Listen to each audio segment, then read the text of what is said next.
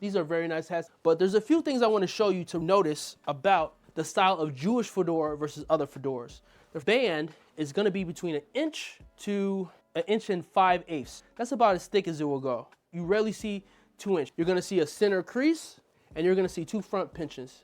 Now, the exception might be the Lubavitch. Lubavitch, or Chabad, is a very popular Jewish sect around the world. They're Hasidic. They'll wear a very similar hat to your Litvish, but they change the crown. What they'll do is they'll press their hat into like a teardrop shape, kind of like this, from their tradition, from their Rebbe. You don't really tend to see that very much with Litvish.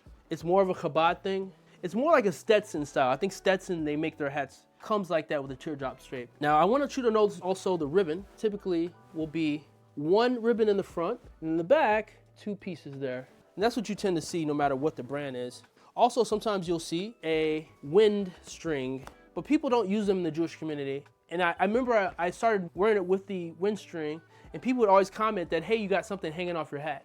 So what this is meant to do is keep you from chasing your hat. So the wind string, usually there's a little hole right here for a boutonniere, flower. So you would tuck that into the little hole. When your hat would blow off, instead of rolling to the ground, it would be caught like so. And I've had my hat blow under cars, into the street. It gets dirty, and you can't really clean your hat on Shabbos or Yom. So it's pretty distressing. It brings down your day a little bit.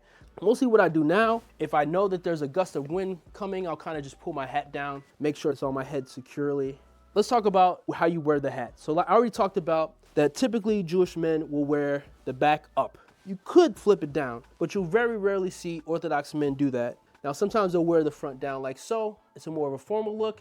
A more relaxed look is a flip it up. The funny thing is that the more formal styles of black hat, Rosh Hashiva, which is a leader of a men's training school for rabbis and houses of study, often wear a hat that is up all the way around, kind of like a Hamburg, but a wider flat brim. Okay, one more thing I want to talk about is the fit.